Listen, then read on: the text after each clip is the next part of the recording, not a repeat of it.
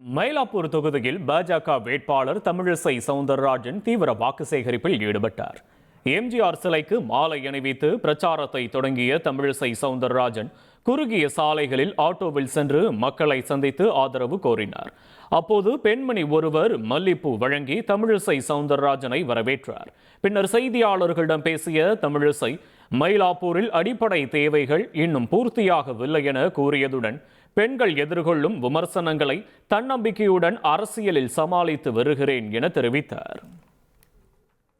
பெண்கள் அரசியலுக்கு வருவது ரொம்ப சிரமமான காரியம். அதையும் தாண்டி வந்தா நீங்க சமீபத்துல பாத்தீங்கன்னா உருவகேலி பண்ணியிருந்தாங்க. ஏதாவது இவங்க கருப்பாயிட்டாங்க. நான் கருப்பா இருக்கிறதுக்கு என்னைக்குமே நான் கவலையும் படல, பெருமை தான் படுறேன். அதனால மிக மிக மோசமான சமூக வலைதளங்கள்ல தாக்குதலை ஆரம்பிச்சிருக்காங்க. அதை பத்தி நான் கவலைப்படல. இது ஒவ்வொரு பெண்ணும் எதிர்கொள்ளக்கூடியதுதான். குடும்பத்தில் எதிர்கொள்றாங்க, சாலையில் எதிர்கொள்றாங்க, அரசியல் எதிர்கொள்றாங்க. 1,27,00,000 மனங்களை வென்ற தந்தி டிவி யூடியூப் சேனல். தவிர்க்க முடியாத தம்ப்நெயில்ஸ், கலக்கலான கான்டென்ட்ஸ். நீங்களும் இந்த குடும்பத்தில் இணைய இப்பவே சப்ஸ்கிரைப் பண்ணுங்க. அசுரபலம் கொண்ட எங்கள் டிஜிட்டல் கரங்களில் உங்கள் விளம்பரங்களை சேர்க்க வாட்ஸ்அப் பண்ணுங்க. 8939888378.